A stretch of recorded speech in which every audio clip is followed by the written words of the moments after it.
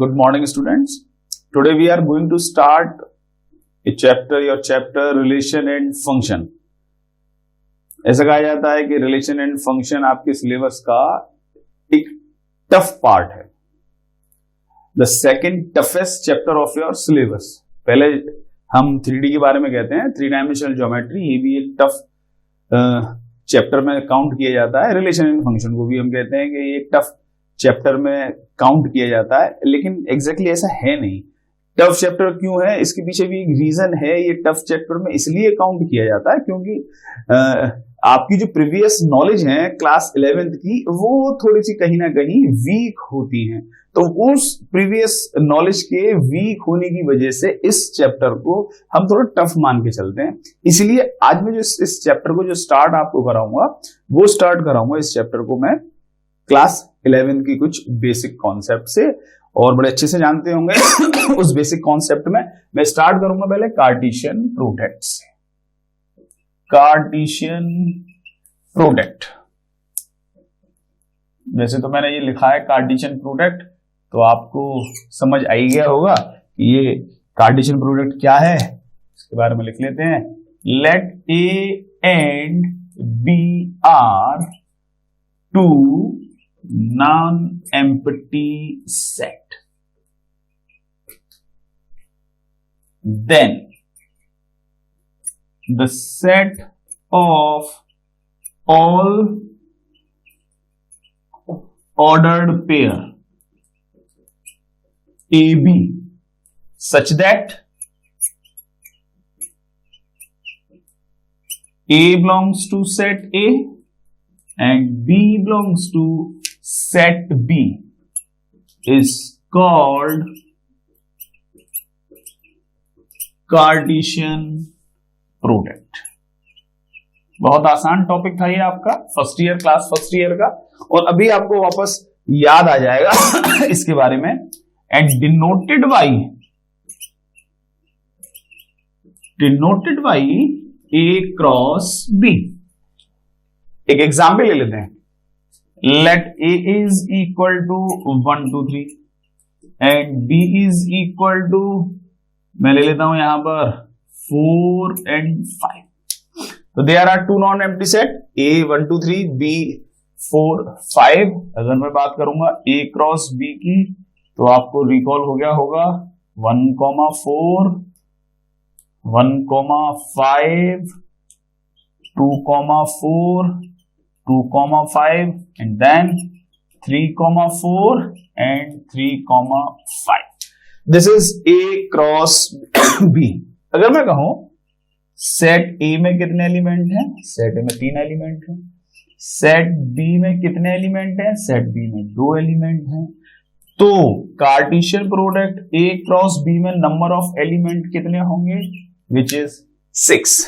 बेहतर ढंग से जानते हैं आप, ये आप पढ़कर भी आ चुके हैं. अब इससे रिलेट करते हुए नेक्स्ट मैं बात करूंगा रिलेशन की बात करते हैं बच्चों. अभी हमने कार्टेशियन प्रोडक्ट के बारे में जाना, अब मैं रिलेशन के बारे में आपको डिस्कस करने वाला हूं. Let A and B are two sets, A और बी 2 सेट्स हैं. देन रिलेशन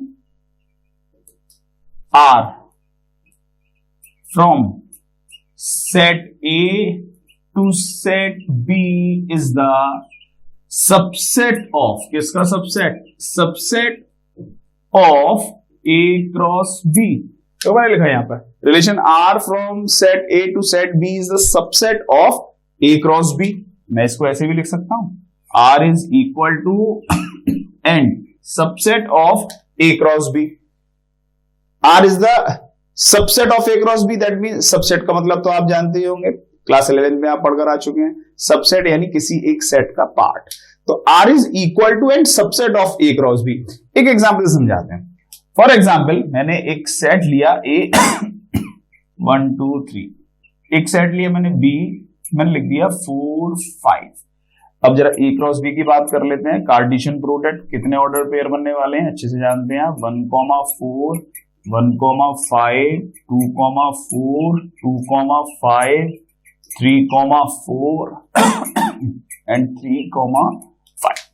तो these are the subset of, these are the Cartesian product of A cross B। R की बात करते हैं, मैंने कोई रिलेशन लिया, for example A B such that, मैं ले लेता हूं यहां पर A plus B is greater than 7। मैंने यहां पर रिलेशन लिख दिया, for every A belongs to A and B belongs to B। ये मैंने इस रिलेशन को लिखा है सेट बिल्डर फॉर्म में। अब जरा रोस्टर फॉर्म की बात करते हैं इसकी रोस्टर फॉर्म क्या आएगी, जरा देखेंगे आप A क्रॉस B में से।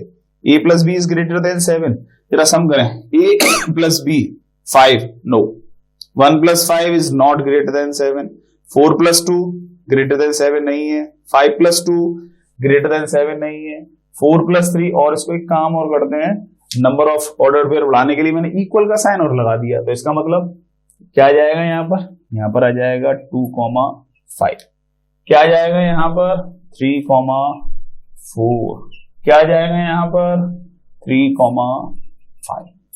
ये मैंने एक रिलेशन लिख दिया, ये मैंने सेट बिल्डर फॉर्म में, और इसको मैंने किस में लिखा, इसको मैंने लिखा रोस्टर फॉर्म में। एक रिलेशन में और लिख दिया, R is equal to ordered pair AB such that A plus B is less than 8 कर लेते हैं, चलिए भाई, where A belongs to A and B belongs to B। Solve करते हैं, सेट बिल्डर फॉर्म में लिखा हुआ है, रोस्टर फॉर्म में मैं लिखता हूं इसे, जरा देखकर बताएं कौन कौन से एलिमेंट्स में आ सकते हैं। लेस देन 8 की बात कर रहे हैं, चेक करते हैं, लाइन से चेक करते हैं, 4 प्लस 1 लेस देन 8 है, ओके आएगा, 5 प्लस 1 लेस देन 8 है, आएगा, 4 plus 2 that means 6 less than 8 है, इसको भी ले लेता हूं मैं, 5 प्लस 2 लेस देन 8 है, इसे भी लिख दिया मैंने 2 5 को, 3 4 ओके, लेकिन यहां पर ये एलिमेंट 5 3 5 नहीं आएगा, क्यों, क्योंकि इनका सम करूंगा तो 8 आएगा, और 8 यहां पर इसको वेरीफाई नहीं कर रहा, मैंने एक रिलेशन और रख दिया। अब आप देख रहे हैं A क्रॉस B, अब आप जरा इसको चेक करें, 2 5 3 4 3 5, 2 5 2 5 3 4 3 5, तो these all are the subset of A cross B। Next अगले रिलेशन की बात करते हैं, 1 4 1 5 2 4 2 5 3 4, ये क्या है, ये भी सबसेट किसका है, A क्रॉस B का। तो अब आप देख रहे हैं क्या, यहां पर जितने भी मैंने रिलेशन बनाए हैं वो सारे रिलेशंस क्या हैं, R is the subset of A cross B, check कर सकते हैं आप इसे।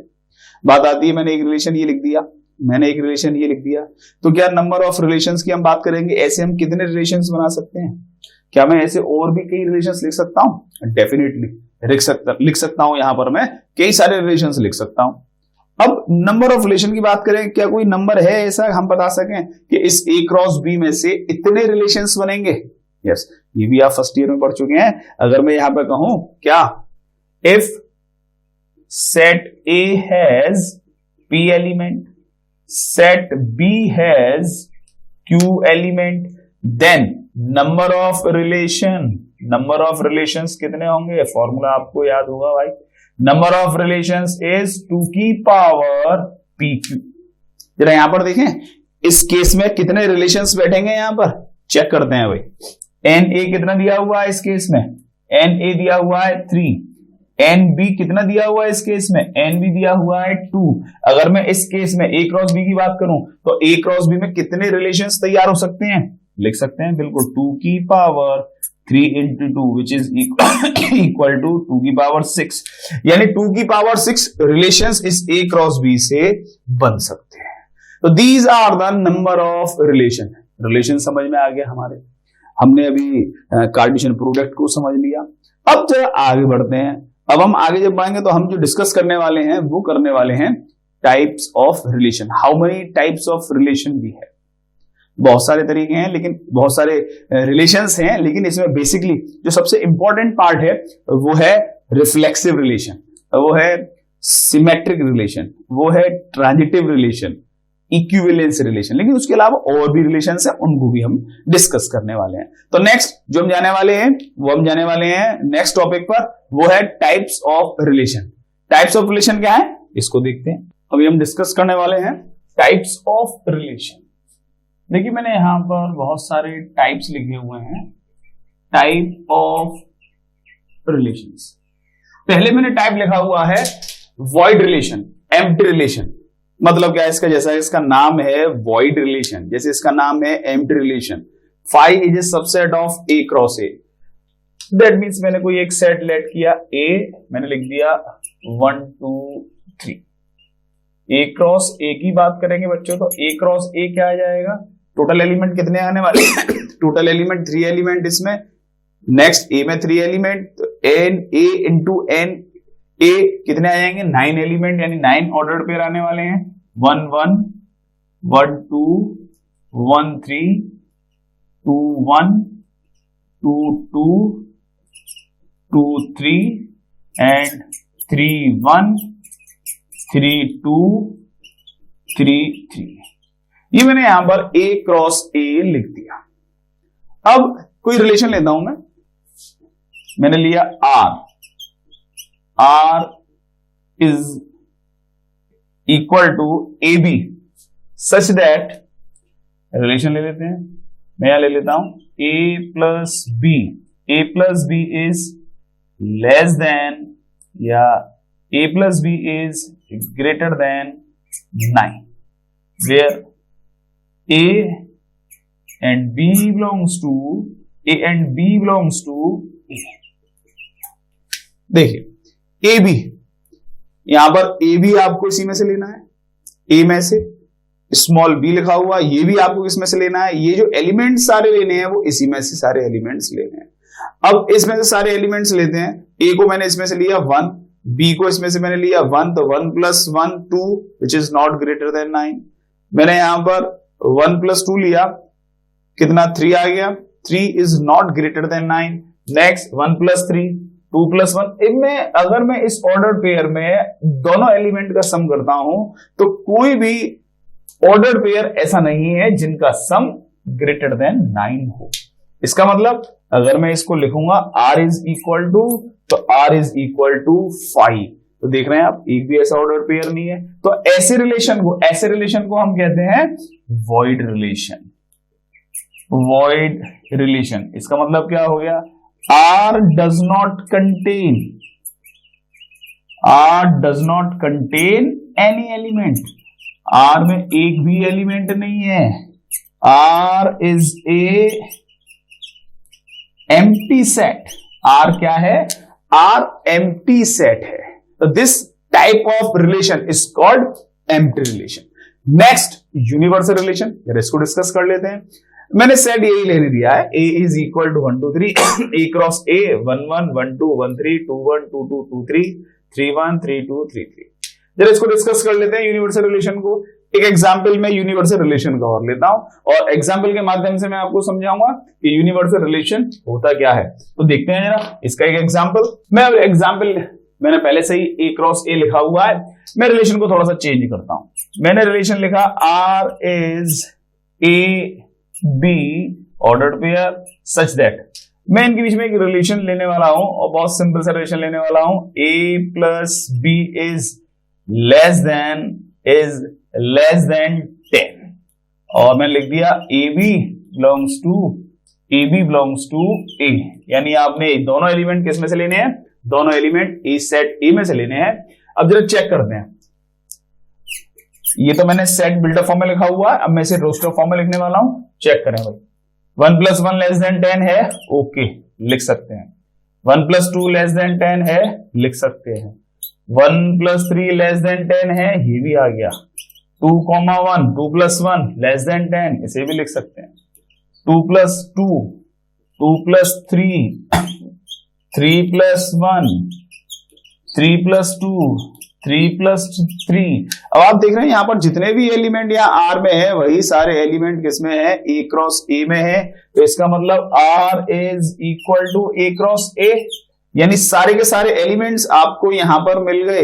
एक भी ऐसा एलिमेंट नहीं बच रहा जो ए क्रॉस ए में ना हो। इसका मतलब that type of relation is called universal relation, where A cross A, या मैं कह सकता हूं R is equal to A subset of A cross A.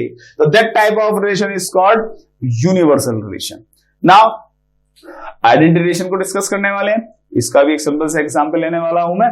तो क्या होता है आइडेंटिटी रिलेशन, जरा इसको देखते हैं। आइडेंटिटी रिलेशन मैंने कोई भी रिलेशन लिया, अब आप देख रहे हैं ए कॉमा ए, यानी दोनों ऑर्डर पेयर में जो एलिमेंट हैं वो सेम एलिमेंट हैं, यानी ए की इमेज ए, सेम एलिमेंट। अगर यहां पर 1 है तो ये भी 1 होगा, 2 है तो ये भी 2 होगा, 3 है तो ये भी 3 होगा। फॉर एग्जाम्पल मैंने कोई रिलेशन लिया R A is equal to 1 2 3, और आर की बात करें आर इज इक्वल टू 1 1 2 2, तो आप देख रहे हैं 1 1 आ रहा है। कोई भी रिलेशन है, किसी भी रिलेशन से ये जो वैल्यूज निकल कर आई, जो ऑर्डर पेयर निकल कर आए, वो ये ऑर्डर निकल कर आए 1 1 2 2।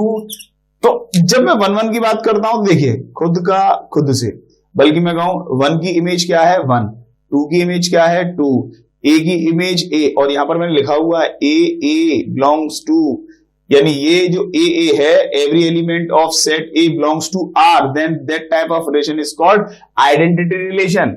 अगर मैं एक बात करूं आर इज इक्वल टू 1 1 तो क्या मैं इसे आइडेंटिटी रिलेशन कहूंगा? एग्जैक्टली, बिल्कुल सही है। क्यों? 1 1 सेम एलिमेंट्स आ रहे हैं, खुद की इमेज खुद से, तो इसका मतलब ऐसे रिलेशंस को हम क्या कहने वाले हैं? ऐसे रिलेशंस को हम कहते हैं आइडेंटिटी रिलेशन।